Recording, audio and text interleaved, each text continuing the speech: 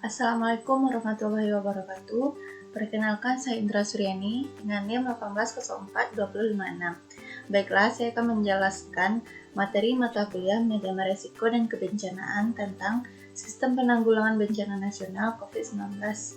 Yang pertama, saya akan menjelaskan tentang sistem penanggulangan bencana nasional. Terdiri dari 3, yaitu pertama sistem legislasi, adanya legislasi nasional dan legislasi daerah. Yang kedua, sistem kelembagaan, yaitu kelembagaan formal dan kelembagaan non-formal. Yang ketiga, perencanaan, ada disaster management plan atau rencana penanggulangan bencana, rencana kontingensi, rencana operasi, dan rencana pemulihan. Legislasi tentang penanggulangan bencana COVID-19 di Indonesia.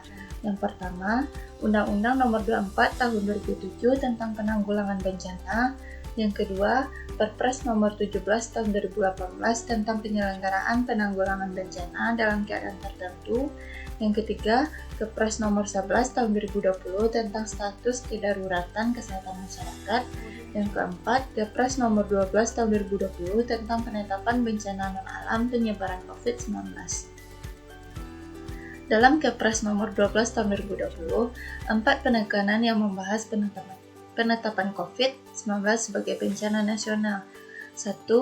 Menegaskan bahwa kondisi Indonesia yang menghadapi bencana non-alam yang disebabkan oleh penyebaran COVID-19 sebagai bencana nasional.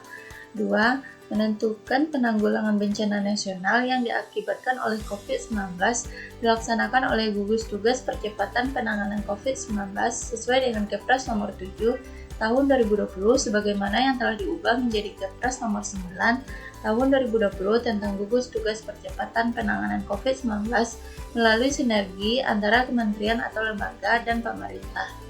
Yang ketiga, perintah kepada gubernur, bupati, dan wali kota sebagai ketua gugus tugas percepatan penanganan COVID-19 di daerah dan dalam menetapkan kebijakan di daerah harus mempertimbangkan kebijakan pemerintah pusat.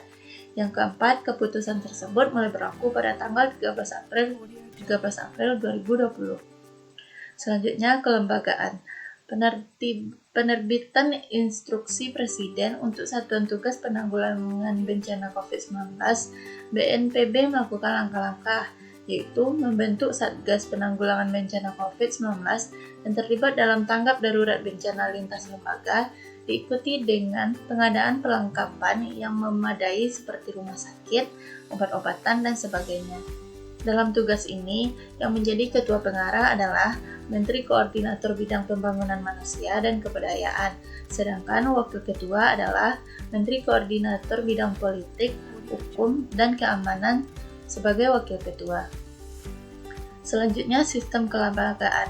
Untuk bidang pelaksana, Ketua adalah BNPB, Wakil Ketua yaitu Sekretaris Jenderal Kementerian Kesehatan, Sekretaris Kementerian BUMN, Sekretaris Jenderal Wantanas, dan Panglima TNI dan Kepala Kepolisian RI.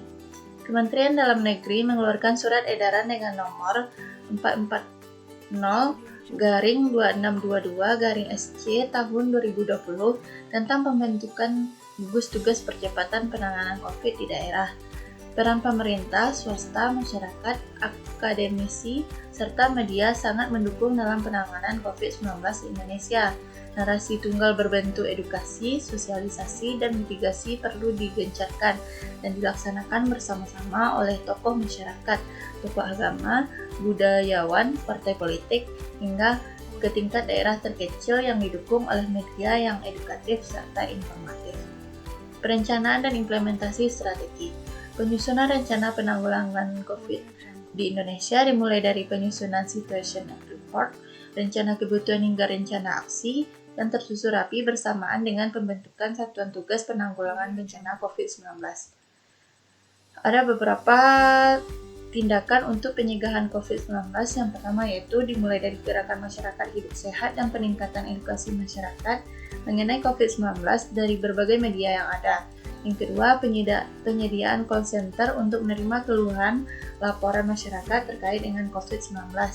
Yang ketiga, respon pemerintah dengan tata laksana kasus, penelusuran kontak, peningkatan komunikasi risiko, observasi kelompok berisiko, karantina dengan PSBB, social distancing, physical distancing, isolasi, maupun pencatatan dan pelaporan yang didukung oleh seluruh sektor terkait akan memberikan bentuk strategi Indonesia yang baik dalam penanganan COVID-19.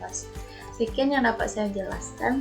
Terima kasih. Assalamualaikum warahmatullahi wabarakatuh.